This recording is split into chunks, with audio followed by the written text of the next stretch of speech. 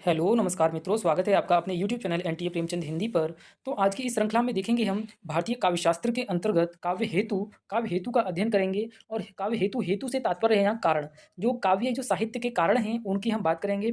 इसमें पाश्चात्य विद्वान और भारतीय साहित्यकार और आपके रहेंगे संस्कृत आचार्य, उनके सभी के द्वारा हम काव्य शास्त्र में काव्य हेतु का अध्ययन करेंगे। ये आपके NET, JRF, TGT, PGT, KVS, NVS, RPSC इत्यादि और सीयूईटी, पीजी और आपके यूजी सभी परीक्षाओं के लिए महत्वपूर्ण है। यहाँ से आपकी परीक्षा में प्रश्न आते ही आते हैं और ख़ास तौर से ये एमए और बीए के सिलेबस में अक्सर कल लगा ही होता है भारतीय काव्य शास्त्र। तो यहाँ आपको काव्य शास्त्र से काव्य हेतु इसका अध्ययन करना है। तो इसमें जो काव्य हेतु है, हेतु शब्द से अर्थ है यहाँ पे कारण। जो काव्य के कारण हैं, जो साहित्य के कारण हैं, उनकी हम बात करेंगे। तो आप इस चैनल पे पहली बार आए हैं तो पहले आप इस चैनल को सब्सक्राइब और बेल आइकन इम्प्रेस कर लीजिए, जिससे आने वाली क्लास की नोटिफिकेशन आपके पास आ जाए। चलो अब क्लास की हम शुरुआत करते हैं। देखिए, हम करेंगे अध्ययन काव्य हेतु का।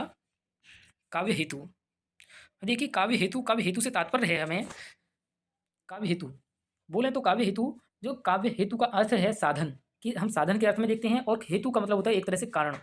जो काव्य के कारण हैं, जो काव्य की उत्पत्ति के साधन हैं, ये कारण हैं, उन्हें हम काव्य हेतु कहते हैं। जैसे काव्य हेतु की बात करें तो काव्य की उत्पत्ति के कारण या साधन, उन्हें हम क्या बोलेंगे? काव्य हेतु बोलेंगे। ये आपको विशेष रूप से पता रहना चाहिए। अब देखिए आगे बात करते हैं काव्य हेतु की परिभाषाएं। काव्य हेतु की परिभाषाएं ये आपके लिए बहुत बहुत मुख्य रहेंगी। देखिए काव्य हेतु की परिभाषाएं सबसे पहले आती हैं डॉक्टर नगेंद्र। डॉक्टर नगेंद्र क्या कहते हैं? काव्य हेतु के संदर्भ में बताते हैं, किसी व्यक्ति में काव्य रचना की सामर्थ्य उत्पन्न करने वाले साधन काव्य हेतु कहलाते हैं। क्या? डॉक्टर नगेंद्र कहते हैं किसी व्यक्ति में काव्य रचना की सामर्थ्य उत्पन्न करने वाले साधन काव्य हेतु कहलाते हैं। ये डॉक्टर नगेंद्र का मानना है। अब देखिए डॉक्टर बाबू गुलाब राय काव्य हेतु के संदर्भ में बताते हैं, काव्य हेतु का अभिप्राय उन साधनों से है जो कवि की काव्य रचना में सहायक होते हैं। क्या? काव्य हेतु से सीधा संबंध है।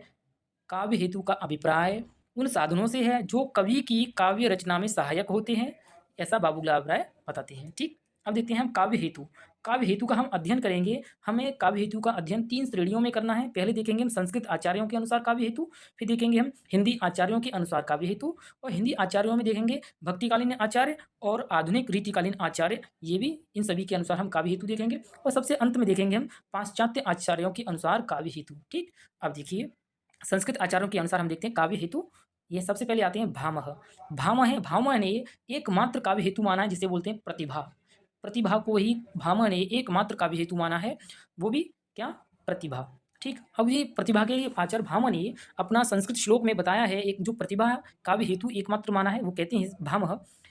भामह का ग्रंथ है काव्य अलंकार, और भामह का जो संप्रदाय है, अलंकार संप्रदाय है, ये आपको याद रहना है। भामह अलंकार संप्रदाय इनका है और इनके ग्रंथ का नाम है काव्य अलंकार। तो काव्य हेतु के लिए बताते हैं भामह, गुरु उपदेशात ध्येतु शास्त्रम जड़धिओप्लव्यम काव्यम तु जायते जातु कस्यचित् प्रतिभावतः। कहने का अर्थ यहाँ पे ये है भामह का, कि बताते हैं गुरु उपदेशात ध्येतु शास्त्रम जड़धिअप्योलम काव्यम तु जायते जातु कस्यचित् प्रतिभावतः। कहते हैं भामह, गुरु के उपदेश से मूर्ख व्यक्ति भी श्रेष्ठ शास्त्रों का अध्ययन कर सकता है, किंतु काव्य रचना तो कोई प्रतिभाशाली ही कर सकता है, इसलिए प्रतिभावतः। ये प्रतिभावतः आया है, तो ये प्रतिभा ही एकमात्र भामह ने काव्य हेतु माना है। कहते हैं कि गुरु उपदेश अध्येतु शास्त्रम जड़ोध्योअप्यम काव्यम तु जायते जातु कस्यचित् प्रतिभावतः। तो गुरु के उपदेश से मूर्ख व्यक्ति भी श्रेष्ठ शास्त्रों का अध्ययन कर सकता है, किंतु काव्य रचना तो कोई एक प्रतिभाशाली ही कर सकता है, ऐसा भामह का मानना है। आगे देखिए, आगे बात करते हैं। अगले विद्वान हैं आचार्य दंडी। आचार्य दंडी काव्य हेतु के संदर्भ में बताते हैं, इन्होंने बोला है कि काव्य हेतु के लिए इनका काव्यादर्श, इनका ग्रंथ का नाम है काव्यादर्श। आचार्य दंडी हैं, दंडी 7वीं शताब्दी के आचार्य माने जाते हैं। कहीं कहीं इनका समय 8वीं शताब्दी भी देखने को हमें मिलता है, तो आप विशेष याद रखिएगा। तो दंडी का जो ग्रंथ का नाम है काव्यादर्श, और समय है इनका 8 से 9वीं शताब्दी, और 7 से 8वीं शताब्दी, कहीं 8 से 9वीं शताब्दी हमें देखने को मिलता है। तो सबसे पहले हम देखते हैं इनका जो काव्य हेतु के संदर्भ में क्या राय है, वो देखिए।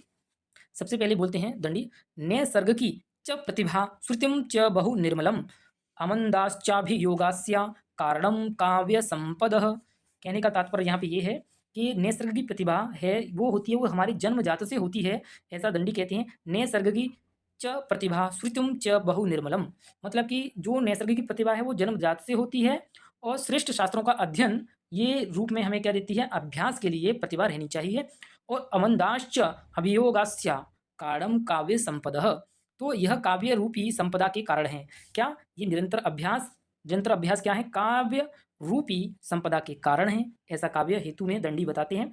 और काव्य हेतु में आचार्य दंडी ने 3 संख्या मानी है काव्य हेतु की। वो मानते हैं प्रतिभा, आपके अंदर जब प्रतिभा है तो आप सर्वश्रेष्ठ होंगे, क्योंकि प्रतिभा है एकमात्र वो जन्मजात होती है, अर्थात दंडी के शब्दों में कहें तो नैसर्गिकी च प्रतिभा जो श्रुतिम च बहु निर्मलम, मतलब कि ये प्रतिभा है जो जन्मजात से ही होती है। और बोलते हैं व्युत्पत्ति और तीसरा है अभ्यास।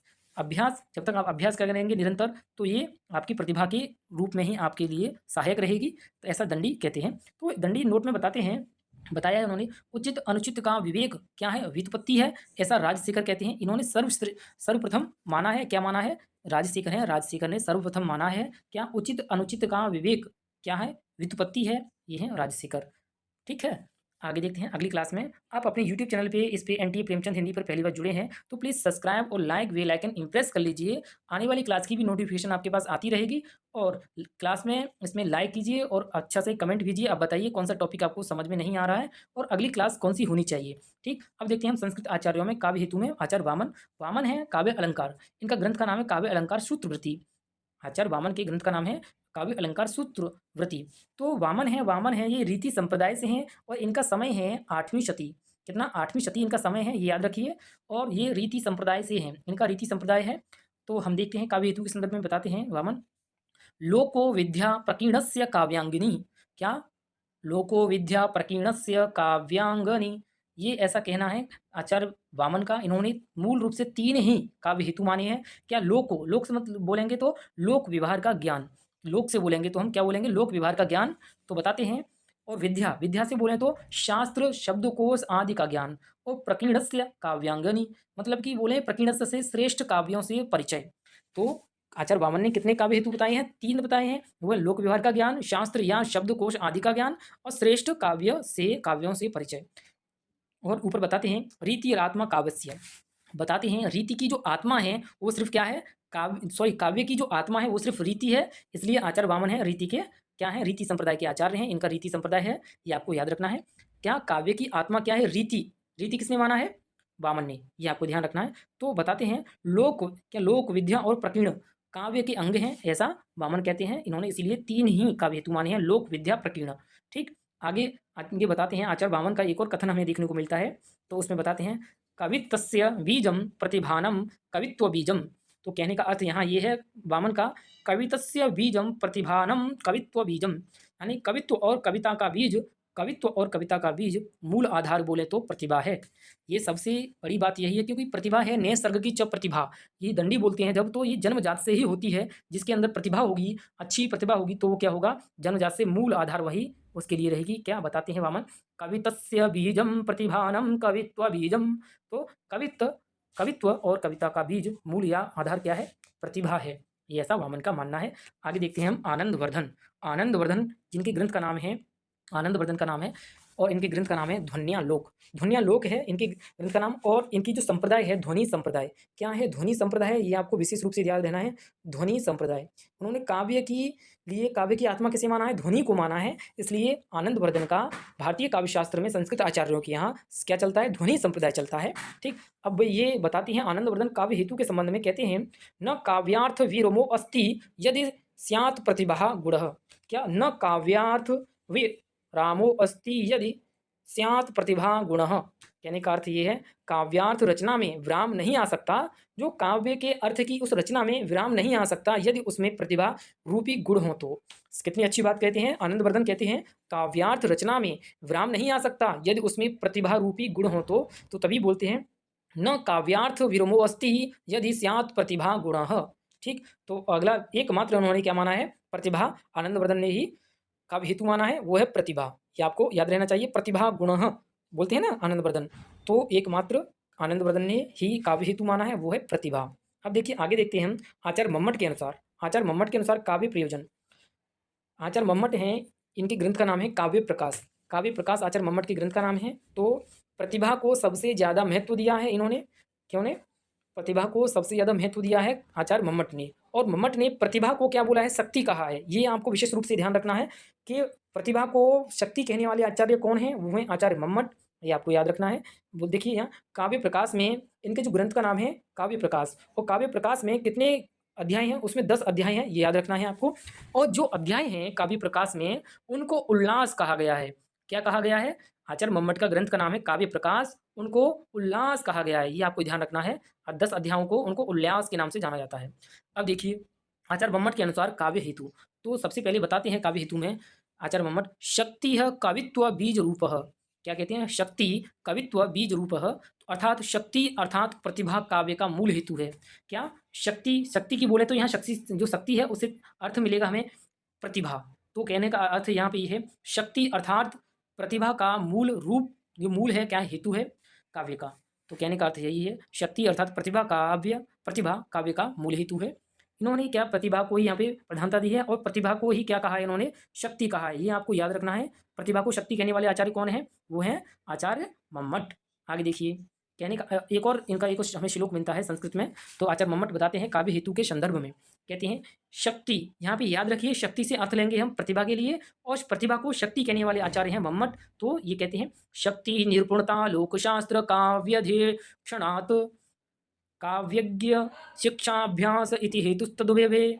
क्या? शक्ति निपुणता लोकशास्त्र काव्यध्यवेक्षणात् काव्यज्ञ शिक्षा अभ्यास इति हेतुस्तदुभवे।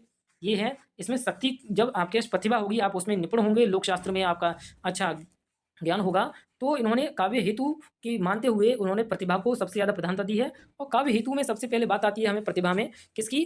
काव्य हेतु में प्रतिभा, जो मम्मट शक्ति के रूप में उसे हमारे सामने रखते हैं। और काव्य हेतु में आचार्य मम्मट मानते हैं कि 3 इन्होंने काव्य हेतु माने हैं। वो हैं, देखिए सबसे पहले प्रतिभा, प्रतिभा को सबसे ज़्यादा महत्व दिया, हमने आपको बताया। जो प्रतिभा को क्या कहा है उन्होंने? शक्ति कहा है। और दूसरा है इनका व्युत्पत्ति, तीसरा है अभ्यास। इन्होंने मूल रूप से 3 ही क्या माने हैं? काव्य हेतु माने हैं, प्रतिभा, व्युत्पत्ति, अभ्यास। अभ्यास हो गया, व्युत्पत्ति हो गया, प्रतिभा। प्रतिभा बोले तो शक्ति, ये याद रखिए आचार्य मम्मट के अनुसार। क्या श्लोक है? शक्ति निपुणता लोकशास्त्र काव्यधेक्षणात् काव्यज्ञ शिक्षाभ्यास इति हेतुस्तदुभे। ये है आचार्य मम्मट के अनुसार। अब देखते हैं राजशेखर। राजशेखर के अनुसार देखते हैं हम इसमें काव्य हेतु क्या है राजशेखर के अनुसार। राजशेखर के जो ग्रंथ का नाम है काव्य मीमांसा। क्या है? ग्रंथ का नाम है काव्य मीमांसा। तो इसमें बताते हैं राजशेखर काव्य हेतु के बारे में, प्रतिभा व्युत्पत्ति इति मिश्र समवेते श्रेयस्यौ इति। कहते हैं प्रतिभा व्युत्पत्ति इति मिश्र समवेते श्रेयस्यौ इति। कहने का अर्थ ये है व्युत्पत्ति मिश्रित प्रतिभा श्रेष्ठ काव्य हेतु है।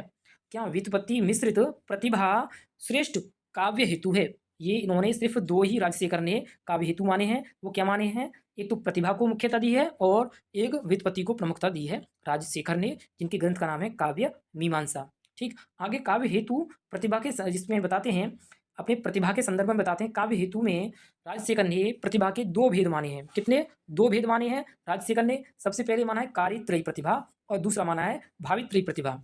एक कार्यत्रयी प्रतिभा है जिसका संबंध है जिसके बल पर कोई रचनाकार कोई रचना करता है। कार्यत्रयी मतलब कार्यत्रयी प्रतिभा से अर्थ होगा यहाँ पे जिसके बल पर कोई रचनाकार कोई रचना करता है, और भावित्रयी प्रतिभा से अर्थ होगा जिसके बल पर पाठक या श्रोता रचना के भाव को ग्रहण करता है। क्या? भाव से मतलब है भावित्रयी। भावित्रयी प्रतिभा क्या होगी? जिसके बल पर पाठक या श्रोता रचना के भाव को ग्रहण करता है, वो भावित्रयी प्रतिभा होगी। ये राजशेखर के 2 हमें रूप मिलते हैं प्रतिभा के, कार्यत्रयी प्रतिभा और भावित्रयी प्रतिभा। अब देखिए आगे जो राजशेखर हैं, राजशेखर ने कार्यत्रयी प्रतिभा के हमें 3 भेद माने हैं, यहाँ पे किए हैं। वो क्या है? ये देखिए सहजा। सहजा होती है वो हमारी जन्मजात से होती है, और ये देखिए और आहार्य। आहार्य ये है संस्कारों से उत्पन्न रहती है। और एक और इन्होंने कार्यत्रयी प्रतिभा का भेद माना है, वो है औपदेशिकी। औपदेशिकी का मतलब है यहाँ तंत्र मंत्र अर्थात अभ्यास से उत्पन्न जो कार्यत्रयी प्रतिभा होती है। ये कार्यत्रयी प्रतिभा के 3 मुख्य रूप अलग से किसने माने हैं? ये राजशेखर ने 3 और माने हैं।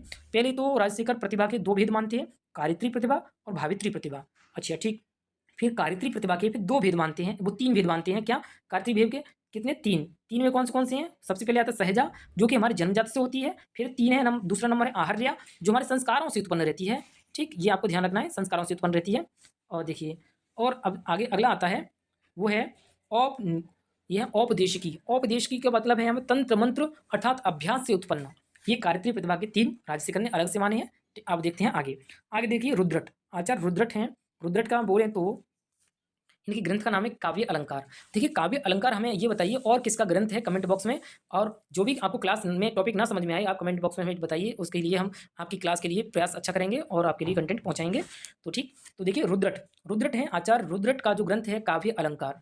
काव्य अलंकार हुआ आचार्य रुद्रट का। और आचार्य रुद्रट हैं ये 9वीं शताब्दी के आचार्य हैं। कितने, याद रखिए कितनी, 9वीं शताब्दी के आचार्य हैं, 9वीं शताब्दी के आचार्य। ठीक, ये आप देखिए रुद्रट, देखिए रुद्रट ऐसे ये इस पे मात्रा लगी हुई है तो समझ लीजिए 9 का लगा हुआ है, तो इसलिए आप इनका समय याद रखिए। रुद्रट का समय कितना है, 9वीं शताब्दी। ठीक, ऐसे आप याद रख सकते हैं रुद्रट का समय। तो हम देखते हैं क्या, काव्य अलंकार। देखिए रुद्रट ने प्रतिभा को शक्ति कहा है। और कौन शक्ति कहता है, आचार्य मम्मट ने प्रतिभा को क्या कहा था, शक्ति कहा है। और आचार्य रुद्रट हैं अपने काव्य अलंकार ग्रंथ में वो भी प्रतिभा को शक्ति कहते हैं। तो बताते हैं, इसमें श्लोक में कहा है उन्होंने, त्रियमिदं व्याप्रियते शक्तिर्व्युत्पत्त्यभ्यास, क्या, त्रियमिदं व्याप्रियते शक्तिर्व्युत्पत्त्यभ्यासः। तो ये कहना है, और ये ह आएगा यहाँ पे विसर्ग, ये ध्यान रखिए। तो रुद्रट ने प्रतिभा को शक्ति कहा, ये आपको विशेष रूप से पता रहना चाहिए। ठीक है, और काव्य हेतु की संख्या इन्होंने 3 मानी है, वो है प्रतिभा और व्युत्पत्ति अभ्यास। उन्होंने प्रतिभा को क्या कहा है, रुद्रट ने शक्ति कहा है, और आचार्य मम्मट ने भी प्रतिभा को शक्ति कहा है, ये याद रखना है। प्रतिभा की बात करते हैं, प्रतिभा के भेद, प्रतिभा के भेद मूल रूप से हमें कितने मिलते हैं, रुद्रट ने प्रतिभा के भेद 2 किए हैं। वो क्या क्या किए हैं, सहजा और उत्पाद्या। जो सहजा है वो जन्मजात से होती है, और उत्पाद्या है जो अभ्यास के आधार पर, जैसे काव्य शास्त्रों का अध्ययन, ये ऐसे देखिए क्या कहते हैं। रुद्रट ने प्रतिभा के 2 भेद किए हैं। वो एक तो सहजा है, ये क्या होती है, जन्मजात होती है, यह काव्य रचना का मूल कारण है। ठीक है, और उत्पाध्याय है काव्य शास्त्र के अध्ययन एवं आचार्यों के उपदेश से प्राप्त। ठीक, और रुद्रट ने उत्पाध्याय की सहजा की संस्कार कहा है। क्या कहा है, रुद्रट ने उत्पाध्याय की सहजा की संस्कारक कहा है, ये आपको याद रखना है। क्या कहा है, संस्कारक कहा है। उत्पाध्याय की सहजा को सहजा की संस्कारक कहा है। तो ये हुए काव्य हेतु आचार्य रुद्रट के अनुसार। देखिए हमने देखा अभी राजशेखर ने काव्य जो प्रतिभा है, प्रतिभा के 2 भेद किए थे, कार्यत्री प्रतिभा और भावेत्री प्रतिभा। फिर कार्यत्री प्रतिभा के भी 3 भेद किए। क्या, एक तो किया था आपका सहजा जो कि हमारी जन्मजात से होती है, और एक किया था हमारा अभी उसमें और ये आहार्या जो संस्कारों से उत्पन्न होती है, और एक किया था औपनिवेशिकी, ये तंत्र मंत्र अभ्यास से उत्पन्न होती है। इस तरह से भावित इसने ये किए राजशेखर ने, और यहाँ रुद्रट ने भी किए थे, क्या, सहजा और उत्पाध्याय। ये याद रखना है कि रुद्रट ने प्रतिभा के भेद 2 किए, सहजा और उत्पाध्याय, और आचार्य मम्मट ने भी और उसके भेद किए थे, कितने, 2 किए थे। राजशेखर ने 2 भेद किए थे, जो भावित्री और कार्यत्री। ठीक, अब देखते हैं हम आगे अभिनव गुप्त।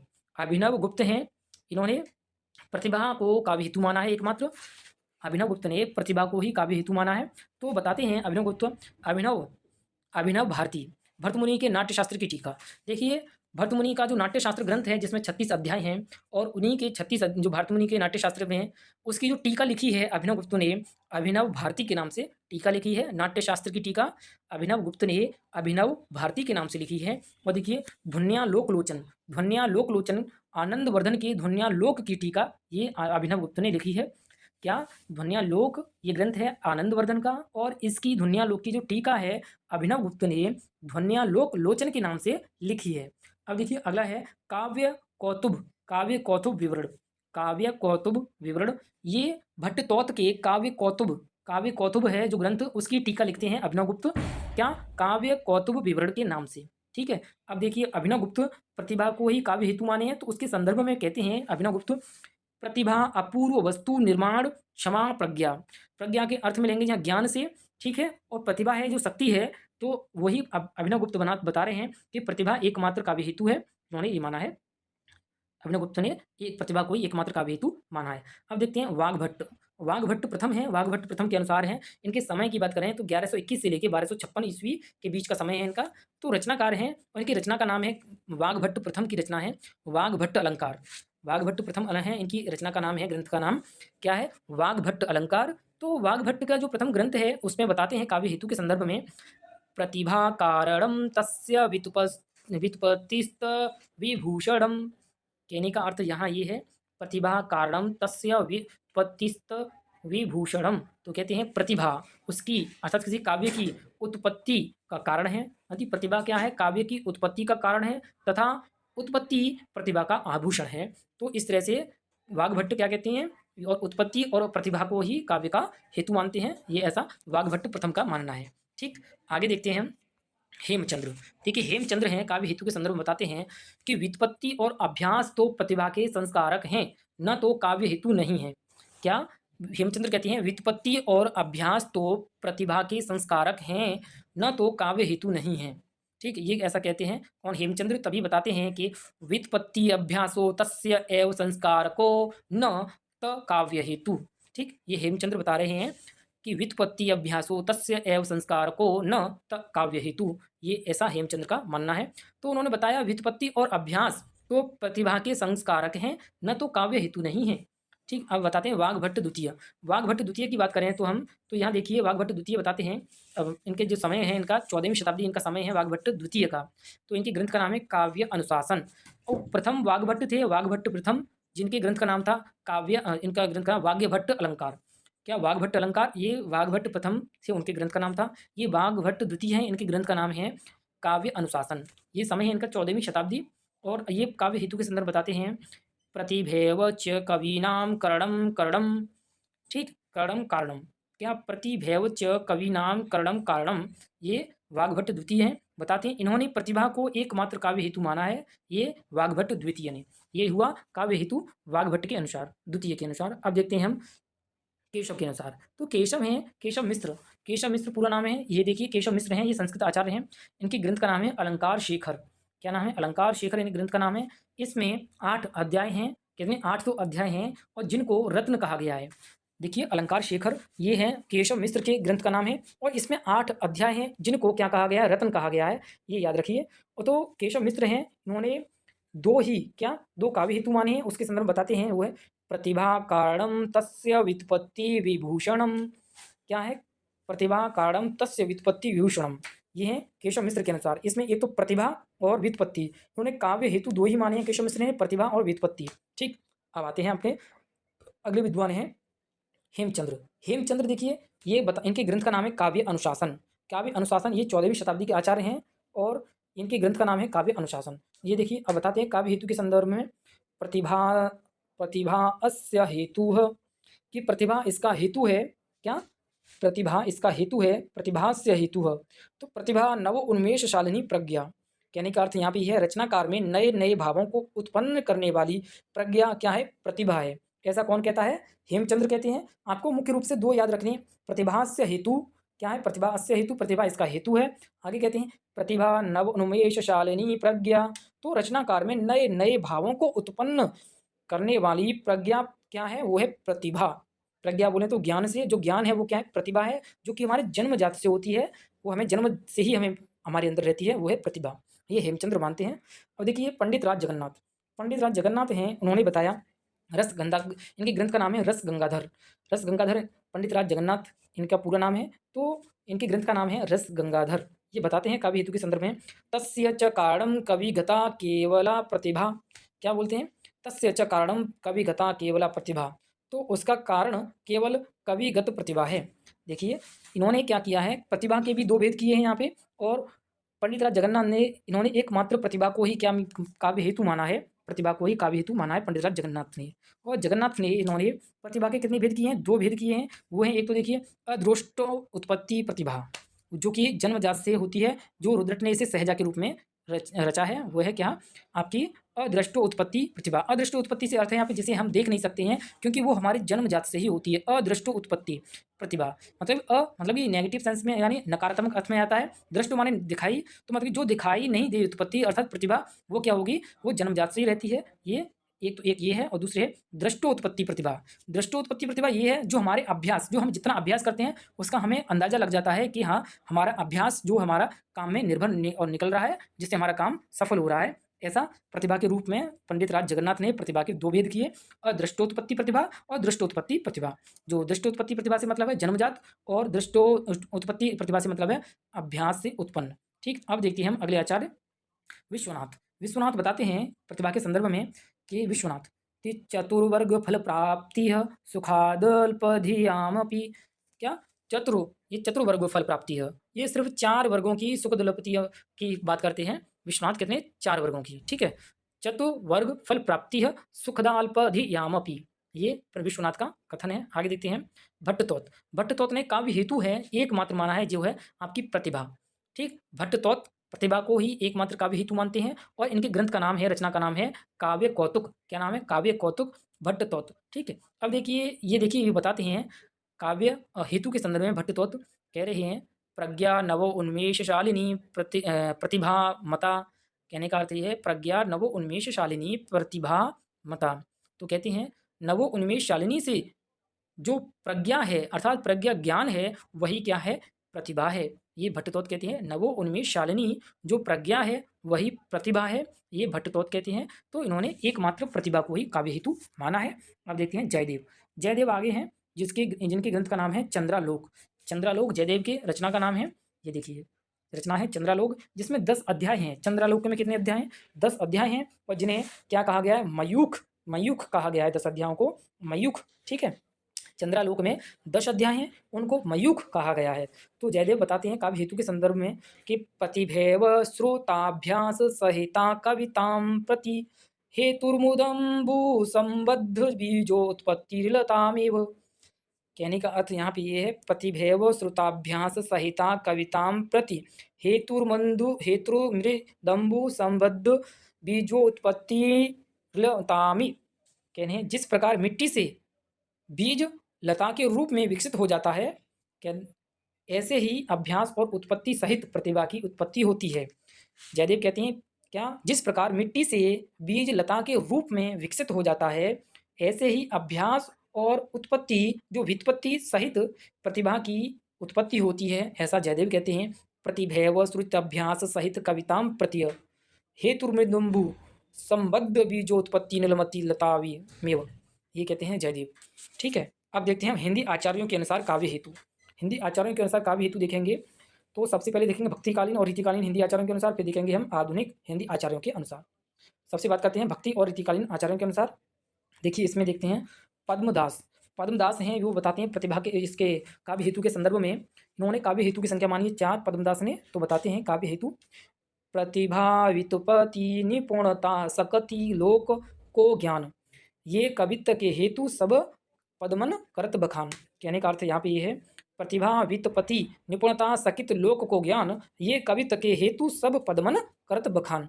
ये पद्मदास कहते हैं और पद्मदास ने काव्य हेतु 4 माने हैं। एक तो प्रतिभा व्युत्पत्ति और फिर आगे माने हैं लोक व्यवहार का ज्ञान फिर अभ्यास। ये 4 पद्मदास ने काव्य हेतु माने हैं। आगे देखते हैं अगले विद्वान हैं श्रीपति। श्रीपति हैं श्रीपति कहते हैं इन्होंने काव्य हेतु के संदर्भ में बताया है शक्ति निपुणता लोकमत व्युत्पत्ति अभ्यास अरूप प्रतिभा से होत है ताको ललित प्रकाश।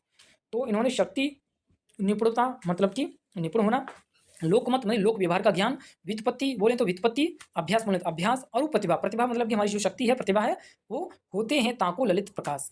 तो ये बताते हैं श्रीपति। इन्होंने काव्य हेतु कितने माने? 4 माने हैं। एक तो प्रतिभा है, लोक व्यवहार का ज्ञान है, व्युत्पत्ति है, अभ्यास है। तो बोला है ना उन्होंने श्रीपति ने शक्ति निपुणता लोकमत व्युत्पत्ति अभ्यास अरु प्रतिभा से होत है ताको ललित प्रकाश। ये हैं श्रीपति। ठीक, अब आते हैं अमीरदास। काव्य हेतु के संदर्भ में बताते हैं अमीरदास कहते हैं सकति निपुणता लोकमति व्युत्पत्ति अभ्यास प्रतिभा इनते होत है काव्य सो जगत प्रकाश। ये कहते हैं अमीरदास क्या सकति निपुणता, सकति से मतलब है शक्ति अर्थात बोले तो प्रतिभा, निपुणता लोकमति, लोकमति से होगा लोक व्यवहार का ज्ञान, व्युत्पत्ति, व्युत्पत्ति से अर्थ है यहाँ पे आपकी व्युत्पत्ति से, अभ्यास, अभ्यास से अर्थ है हमारा अभ्यास, फिर प्रतिभा इनते होते हैं काव्य सु जगत प्रकाश। ये माने हैं अमीरदास ने काव्य हेतु के 4 भेद माने हैं। एक क्या है प्रतिभा, अभ्यास और फिर व्युत्पत्ति, फिर है लोक व्यवहार का ज्ञान। तो ये हो गए 4। कहते हैं कि सकति, सकति अर्थात शक्ति। इन्होंने भी अमीरदास ने भी प्रतिभा को शक्ति कहा है और प्रतिभावी शब्द इन्होंने इस्तेमाल किया है। तो सकति निपुणता लोकमति व्युत्पत्ति अभ्यास प्रतिभा इनते होत है काव्य सुजगत प्रकाश। अब आते हैं कुलपति मिश्र।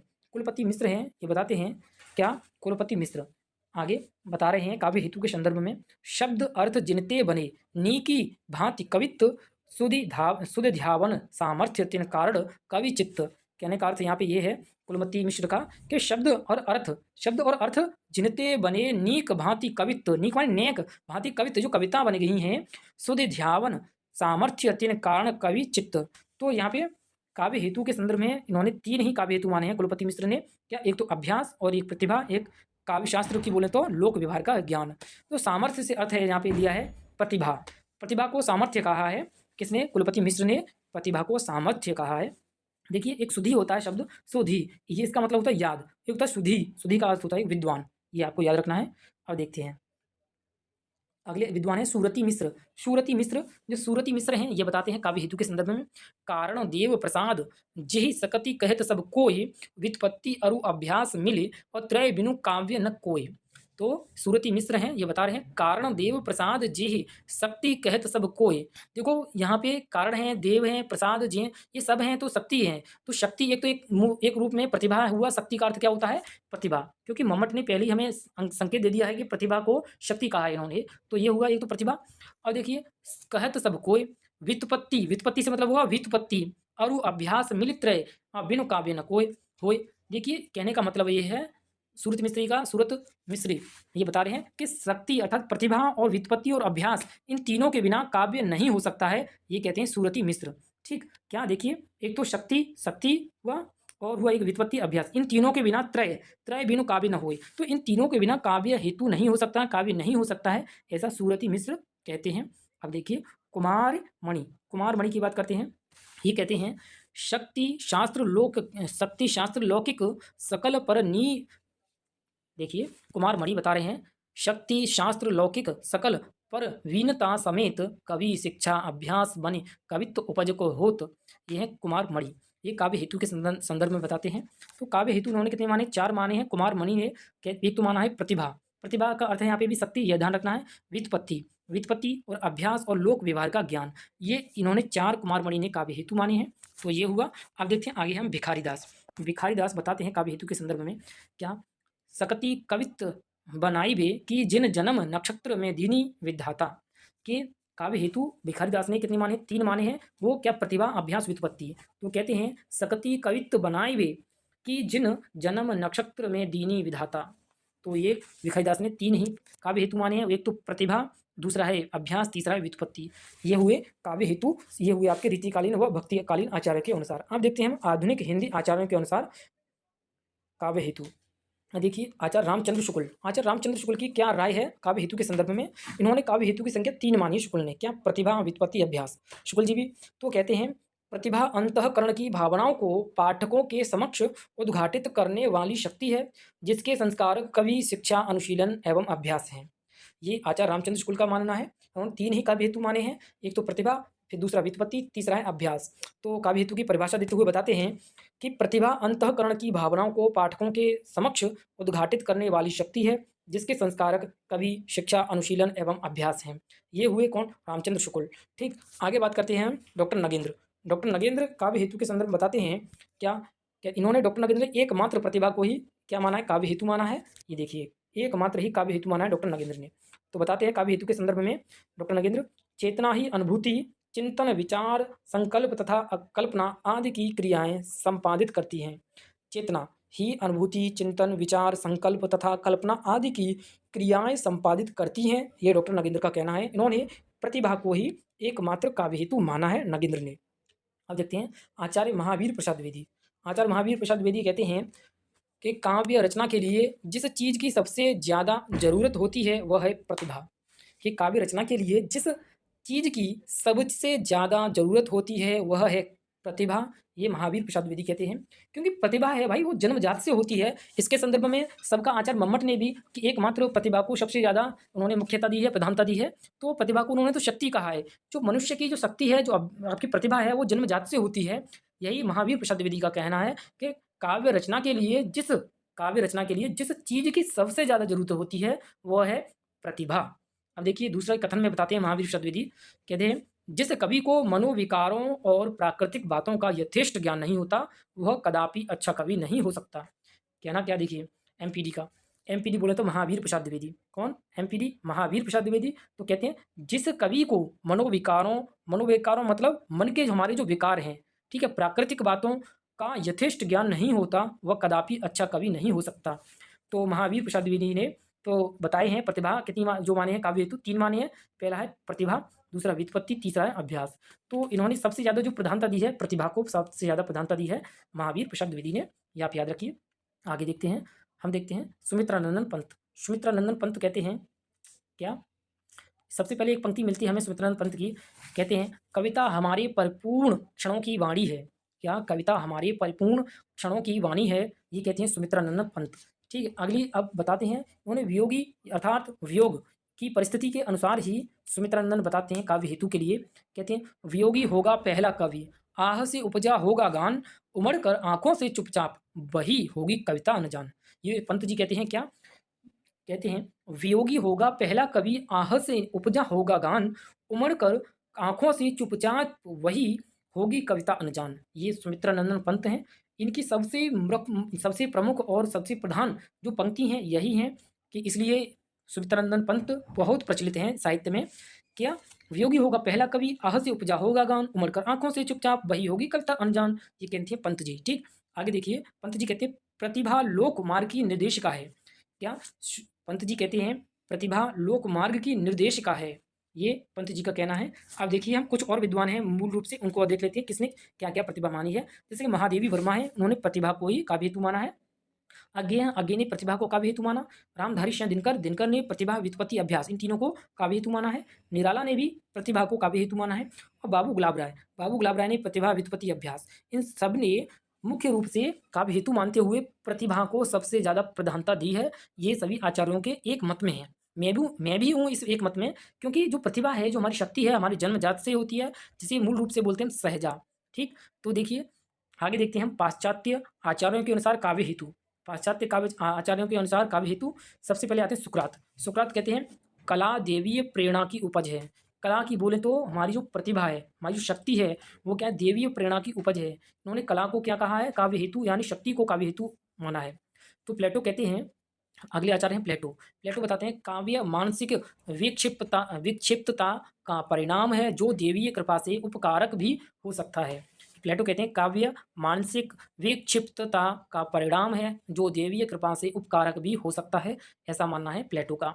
आगे देखते हैं हम अरस्तु। अरस्तु की बात करें, अरस्तु अरस्तु जो अनुकृति है, अनुकृति के संबंध में कहते हैं अरस्तु, एक इनका सिद्धांत चलता है अनुकृति, तो उसमें कहते हैं कलाएं अनुकृति की उपज हैं। क्या? इन्होंने प्रतिभा को ही क्या माना है? इसमें काव्य हेतु में अनुकृति माना है, तो कहते हैं कलाएं अनुकृति की उपज हैं, यह अनुकृति दैवीय प्रेरणा से संभव है। ये अरस्तु का मानना है कि कलाएं अनुकृति की उपज हैं, यह अनुकृति दैवीय प्रेरणा से संभव है, अरस्तु। अब देखिए अगले आचार्य हैं क्रोचे। क्रोचे कहते हैं इन्होंने 3 प्रतिभा मानी है, जो काव्य हेतु माने हैं। 3 काव्य हेतु माने क्रोचे ने, वो है स्वयं प्रकाश ज्ञान। स्वयं प्रकाश ज्ञान का अर्थ है यहाँ पे हमारी प्रज्ञा। प्रज्ञा बोले तो ये हमारी प्रतिभा। ठीक, प्रतिभा। दूसरे नंबर में बाह्य व्यंजना। बाह्य व्यंजना बोले तो आत्म अभिव्यक्ति। ठीक, और तीसरा नंबर है अभ्यास। ये इस तरह से 3 क्रोचों ने काव्य हेतु माने हैं, प्रतिभा, बाह्य व्यंजना और अभ्यास।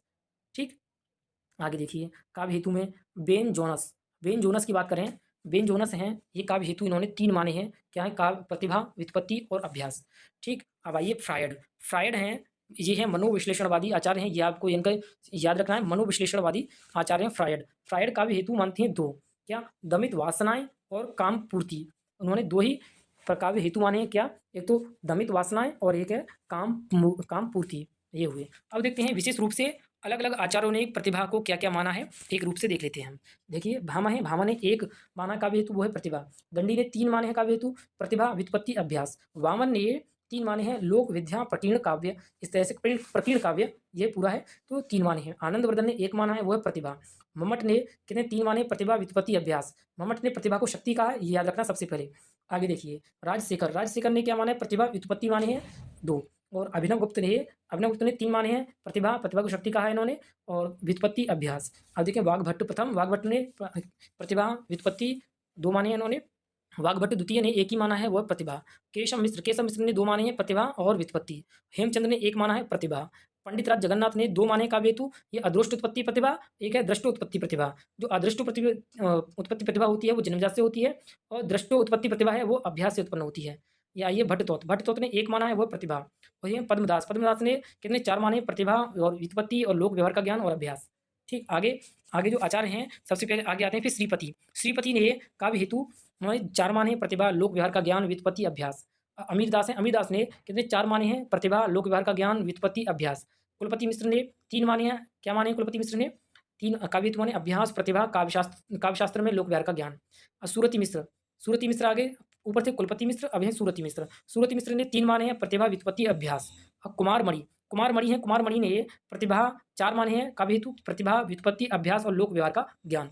अब आइए भिखारी दास, भिखारी दास ने काव्य हेतु 3 माने हैं, वो क्या-क्या हैं? प्रतिभा, अभ्यास, व्युत्पत्ति। आचार्य रामचंद्र शुक्ल ने कितने माने? 3 माने हैं, क्या? प्रतिभा, अभ्यास, व्युत्पत्ति, ठीक। और आचार्य महावीर प्रसाद द्विवेदी ने एकमात्र प्रतिभा को ही सबसे ज़्यादा प्रधानता दी है, और माने तो उन्होंने 3 हैं, वही एक क्या? प्रतिभा, अभ्यास, व्युत्पत्ति, और शुक्ल जी महावीर प्रसाद द्विवेदी ने प्रतिभा को प्रधानता दी है। ये हुआ आपके आज की क्लास में। तो आज की क्लास के लिए बहुत-बहुत धन्यवाद आपका। तो आज की क्लास होती है आपकी यहीं समाप्त। तो आप प्यारा सा एक कमेंट छोड़िए और बताइए आज का क्या टॉपिक है जो आपको समझ में नहीं आया। तो ठीक है, और आपने अभी तक अपने YouTube channel NTA Premchand Hindi को सब्सक्राइब नहीं किया है तो प्लीज़ सब्सक्राइब कर लीजिए और बेल आइकन इम्प्रेस कर लीजिए, जिससे आने वाली नोटिफिकेशन क्लास की आपको आ जाएगी। और अपने मित्रों को भी इसको शेयर कीजिए क्लास को, और कमेंट में ये बताइए आपको अब अगले टॉपिक किस पे क्लास चाहिए, तो मैं उसके लिए आपके लिए क्लास लेके आऊँगा। ये आपके लिए बेहतर रहेगा। आज की क्लास के लिए धन्यवाद मित्रों। क्लास को लाइक और कमेंट करना ना भूलिए।